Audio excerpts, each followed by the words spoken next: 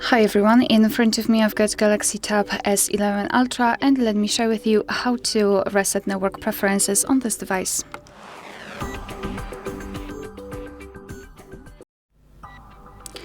So let's begin with opening the settings, and here in this left section we have to scroll down and find General Management.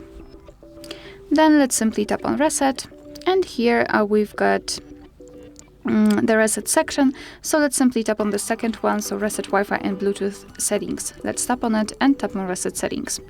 And your device will immediately reset Wi-Fi and Bluetooth. Be aware that if you've got the screen lock, your device will ask you to enter it to confirm the whole step. Alright, so that will be all. Thank you so much for watching. Please hit the subscribe button and leave the thumbs up.